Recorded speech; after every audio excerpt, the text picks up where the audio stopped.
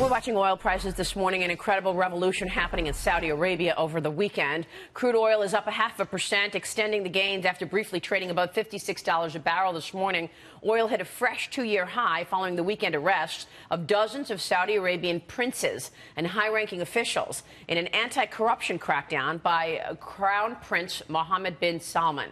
One of those under arrest, Prince Walid bin Talal. You've seen him here on this program. In the wake of the arrest, Kingdom Holdings CEO Talal Al-Maiman assured its shareholders this morning that the kingdom has confidence in the company. They sent us this press release and they write this: I am not surprised by the government's vote of confidence as Kingdom Holdings Company pursues its investment strategy and global business operations. I would also like to emphasize that KHC's experienced and seasoned team of senior executives who are leaders in their respective fields are focused on their unwavering responsibilities to KHC shareholders and stakeholders. We should point out that the Kingdom Holding Company has a huge portfolio, including many U.S. companies, including Apple, Twitter, 21st Century Fox, which is the parent company of Fox Business. Joining me now, Fox News national security and foreign policy expert, former Trump campaign foreign policy advisor, Walid Phares. Walid, thanks very much for joining us this morning. Thank you for having me today. A lot to talk about here. First off, what do you make of this arrest over the weekend of these 11 princes and senior ministers?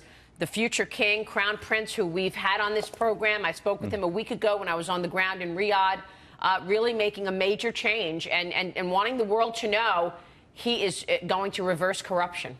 Well, that's precisely the goal of Prince Mohammed bin Salman. He said it before. He actually was doing interviews, of course not talking about these arrests and that specific move, but he was basically telling the world that change is coming to Saudi Arabia.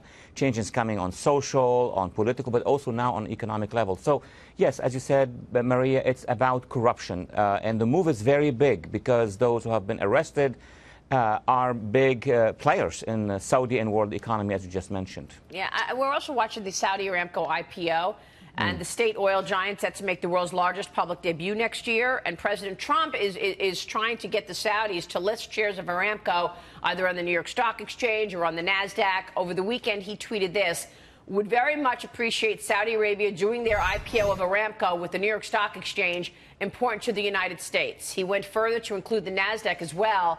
But the anti-corruption crackdown is really casting doubt over this plan. And I've heard from several sources that, why would Aramco go public on the New York Stock Exchange when we know that there was recent legislation put into place in the U.S. which allows the families of 9/11 to sue the Saudi government? They're going to go on the New York Stock Exchange, make a lot of money, and the next thing that happens is all the 9/11 families sue the government to get that money. That is a great question. I don't know if the president and the Saudi leadership have spoken about it before the tweet. Everything is possible. But first, from an economic perspective, and I'm not the expert on economy here, you are, but let me say one thing. If Aramco is going to be listing shares in the New York Stock Exchange, that's a huge thing, regardless of the issue of legal claims made by the 9/11 families, which is a very legitimate issue. But it has to do with transparency, with good governance, and also with the price of oil. I mean, it depends when the IPO is going to be declared. Where is the price of oil? Maybe the financial calculation is that it will be so high, I mean, the investment, that this could absorb also the claims by 9/11 families. I don't know the real answer, but that seems to me the approach now. Walid, it's Dagan McDowell. Explain, however, the results in the region of what is going on in Saudi Arabia. Surely Iran will look to exploit this instability, at least in the short run. Over the weekend, you saw the Prime Minister of Lebanon, Saad Hariri, resign.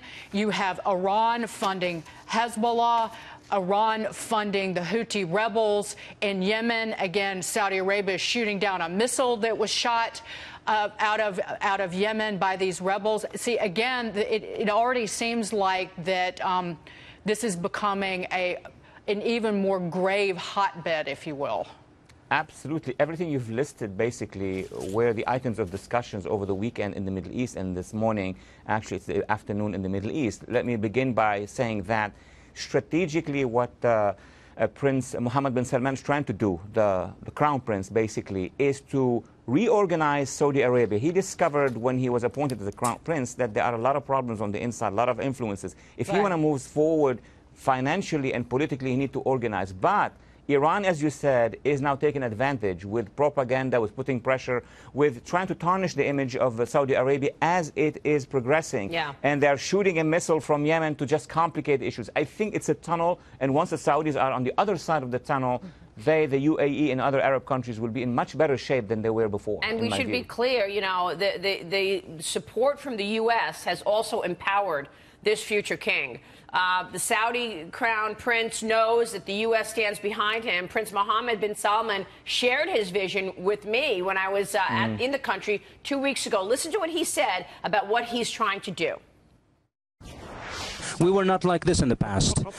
We only want to go back to what we were, the moderate Islam that is open to the world, open to all the religions. At that time, he said 20% of the country is extremist. He wants to stomp it out to 5%.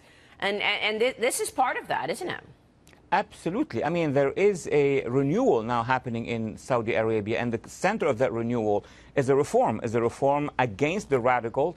And remember that the President Trump, went to Riyadh and connected with that leadership, not just of Saudi Arabia, but of the region. He spoke to 50 Arab and Muslim leaders and called on them to fight back against the Islamist radicals, right. And that's exactly what Riyadh is trying to do at this point in time. And you can't underestimate the support from President Trump and the relationship that these two have.